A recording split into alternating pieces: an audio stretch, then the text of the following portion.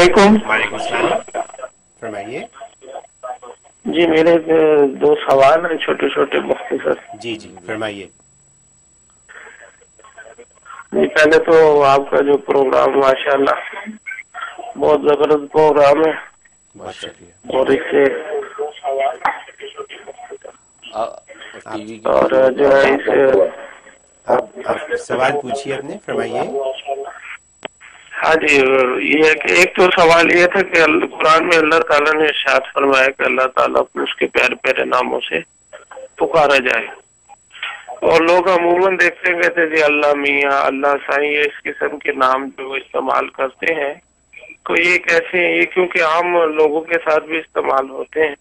اور دوسرا سوال یہ تھا جی کہ سواد اعظم میں سواد اعظم سے محروم رہ جاؤ گے، یہ کام نہیں، تو اس بارے میں یہ سواد اعظم کے بارے میں تھوڑا سا بتائیے گا۔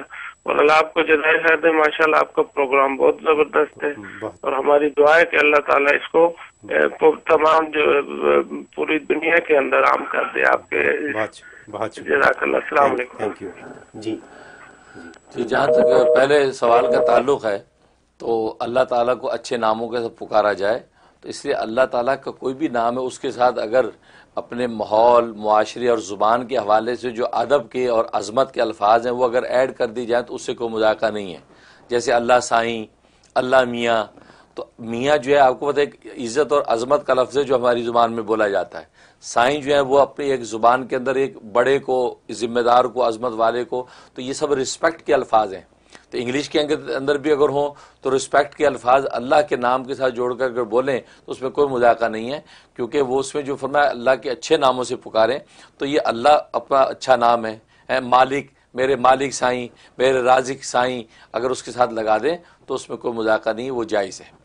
اور باقی جہاں تک جو ہے دوسرے سوال کا تعلق ہے، سواد اعظم کا مطلب یہ ہے کہ جو علماء کی اکثریت یا اہل حق کی اکثریت جو ہے وہ جس نظریے کے اوپر قائم ہے، اس اکثریت کے نظریہ جو اہل حق کا نظریہ اور حق نظریہ ہے، جس پہ نظریاتی طور پر جو ہے دلائل کی روشنی میں سارے اہل حق اس پر متفق ہیں، جس کو اجماع کہتے ہیں، اجماع امت، کہ امت کے جو ہے فقہا اکثر ایک بات پر مجمع علیہ ہو گیا، وہ مسئلہ اس پر متفق ہو گئے، اس سے اب کٹ کے الگ ہونا یہ نہیں چاہیے کہ بغیر کسی دلیل کے آپ اس سے کٹ کر الگ ہو جائیں، اپنی کسی ذاتی مفادات کی وجہ سے یا اپنی ذاتی کسی اغراض کی وجہ سے، وہ خطرناک ہے۔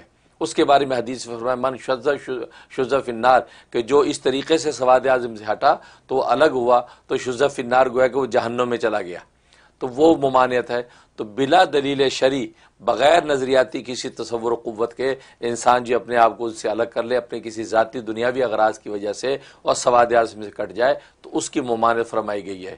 لیکن اگر آپ کے پاس کوئی دلیل ہے اور وہ سواد اعظم جو جمہور علماء اس کو قائل کر لیں تو بہت اچھا، ان کے ساتھ لگ جائے گا۔ اگر وہ قائل نہیں کر پا رہے ہیں تو پھر وہ ان کو چاہیے، کیونکہ اسلام تو ایک دلائل اور نظریے کا دین ہے، لہذا اگر وہ ایک فرد ایک ایسی بات کہتا ہے کہ جو باقی سارے لوگ جو ہے وہ اس کے پاس ان کی کوئی جواب اور دلیل نہیں ہے، تو ان کو چاہیے کہ اس ایک کے فتوے کو تسلیم کر لیں۔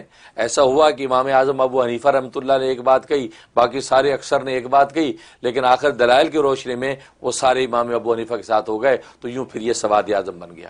تو سواد اعظم کا مطلب یہ ہے کہ حق دلیل کی بنیاد پر آپ جو آپس میں اختلاف کر سکتے ہیں، لیکن بلا دلیل شرعی جمہور سے اور اکثر سے کٹ جانا یہ درست نہیں ہے۔ بہت شکریہ۔